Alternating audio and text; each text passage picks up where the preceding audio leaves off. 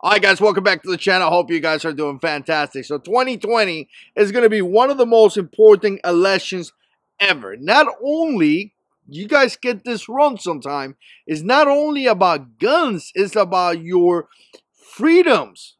The ability to be able to live in the best country ever. Trust me, I was born in a communist country. You don't want that communist socialist belief in this country. Ask the Cuban people and Fidel Castro being there for 50 plus year, whatever he wants. You don't want that nonsense here. This is the best country ever. For whatever reason, every Democrat is running, or a lot of them are running in the whole gun control. They got to talk about gun control. And we know this. So, but again, you know, when I talk about these things, don't just get confused and think, because some of you guys make that comment to me in the past that, well, it's not only about guns, you know, it's more issues.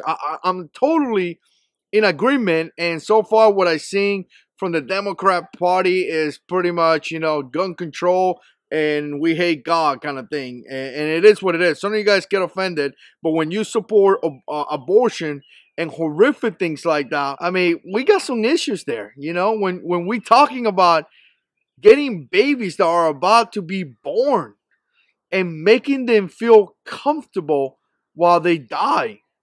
I mean, that's just harsh, man. I mean, that's difficult to swallow. That we are in 2019 and thinking that way about babies. But anyways, I'm not gonna go into that rabbit hole because someone's gonna get mad. But here's the thing: this guy, what's his name? I wrote his name down here. Eric Swalwell. If I got a clip from CNN or something, that's where I heard him. I'm actually going to play it here for you guys to watch it. Congressman Eric Swalwell became the 18th presidential candidate to enter the race this week with a formal kickoff this afternoon. So gun control is the central plank in your campaign. You wrote last year, quote, "We should ban possession of military-style semi-automatic assault weapons. We should buy back such weapons from all who choose to abide by the law, and we should criminally prosecute any who choose to defy it by keeping their weapons." Criminal prosecution for keeping assault weapons. What's the punishment for people who don't hand in their guns? Do they go to jail? Well, Jake, they would, but I also offer an alternative, which would be to keep them at a hunting club or a shooting range. And the reason I have proposed this is because these weapons are so devastating. I've seen this as a prosecutor in the cases that I've prosecuted. We've seen these in the school shootings from Sandy Hook to Parkland, and I was just at Parkland earlier this week doing a town hall there. But it's not just the violence that they've caused, it's the fear, the immeasurable fear that our children live in because they are still on our streets. I want to get rid of that fear. I want to do what Australia did and New Zealand just recently did. I think this issue just needs some bold leadership to do it. Isn't it fair to say you actually do want to take away people's guns?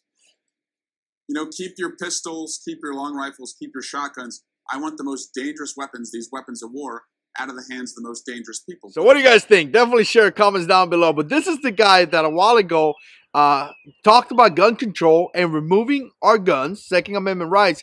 And he actually made a comment such as, you know, the government has nukes.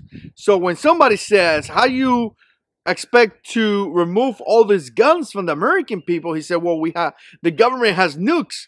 So are you going to nuke the country? Are you gonna, you know, that's not cool. And I don't know if he meant it for real. I'm sure he probably meant it as being sarcastic or whatever.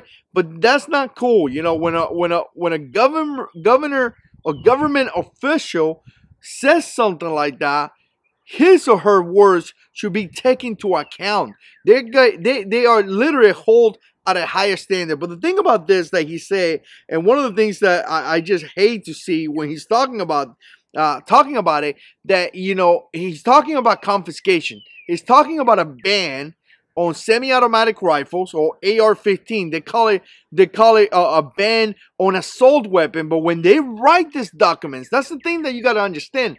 They talk about AR-15 and the assault weapon, but when they come out with this descriptions, 99% of the time, the description meets every semi-automatic rifle out there, almost every single one. So they sell it to you. They sell it as, we need to ban these weapons of war.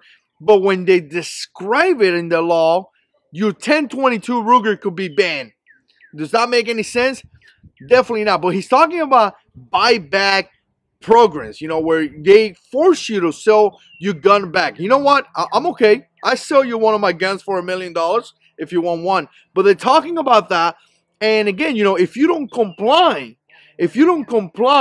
then you could serve time. So again, you know, they're talking about confiscation, because at that point they're telling the American people, either you give me your guns or we're gonna put you in jail. That to me is no go. That's definitely a messed up thing, and that's definitely confiscation. Obviously, he says something like, "Well, we give you another choice. You could leave your guns in the gun ranges or whatever." No, no thanks. I don't like you telling me what to do with my property. I don't tell you what to do, what you should do with your property. So I'm not gonna even go there. But again, I'm gonna tell you the biggest lie that you're gonna see here is that some people are gonna buy it, or some people are gonna say, "Oh, okay." But the reality is that they want all your guns, because this is what's gonna happen.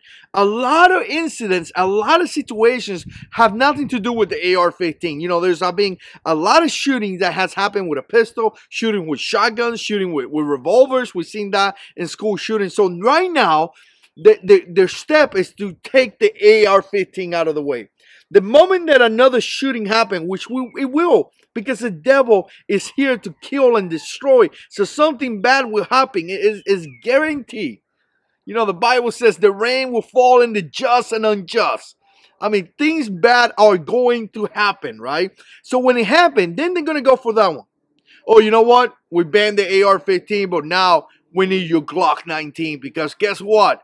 There was a shooting that happened, and the guy used a Glock 19 and killed over 30 people, I want to say, in one of the universities. So they're going to do that. So don't fall for this.